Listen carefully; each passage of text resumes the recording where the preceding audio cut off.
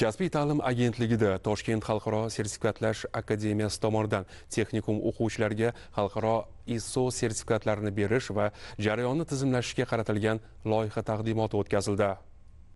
ISO xalqaro sertifikati bu maxsus imtihondan muvaffaqiyatli o'tilganini tasdiqlovchi dunyoning barcha mamlakatlarida xalqaro darajadagi mutaxassis sifatida ishlash huquqini beruvchi hujjat hisoblanadi. Taqdimotda mazkur sertifikat asosida texnikum o'quvchilari uchun kasbiy tayyorgarlik kurslarini yo'lga qo'yish, o'quv dasturlarini xalqaro standartlarga moslashtirish masalalari muhokama qilindi. Loyiha doirasida talab yuqori bo'lgan bir qator kasblar bo'yicha o'quv kurslari tashkil etilishi rejalashtirilgan. Jumladan payvandchilik, chilangar santexnik, quyosh panellarini o'rnatish va ularga texnik xizmat ko'rsatish, KR haydovchisi, organik dehqonchilik hamda elektromontorlik yo'nalishlari.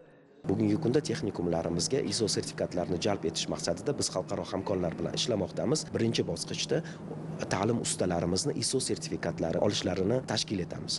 Muvaffaqiyatli test topshirgan ustalarimiz ISO bo'yicha xalqaro ekspertlar tomonidan baholanadi va ular hududlarda kaskad tamoyili asosida qolgan barcha o'quvchilarimizni o'qitish imkoniyatiga ega bo'ladilar. Bizning maqsadimiz texnikum 2 yil davomida davom etadigan bo'lsa, o'quvchimiz bitirishi bilan nafaqat mahalliy diplom, balki ISO sertifikatini ham olishlari imkoniyatini yaratib berish.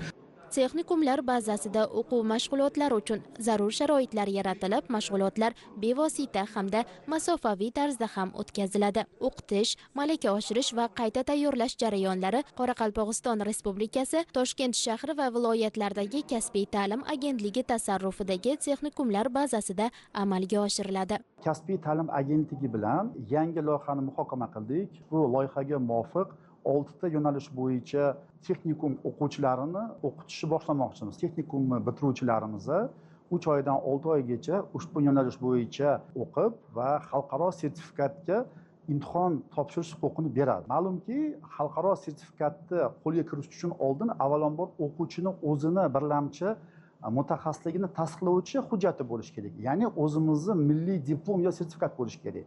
Milliy diplom yoki sertifikat bo'lgan o'quvchilargina xalqaro ISO 9606 standarti bo'yicha ISO sertifikatini qo'lga kirish uchun imtihonga kiritiladi. Natijada texnikum o'quvchisi ikkita hujjatga ega bo'ladi.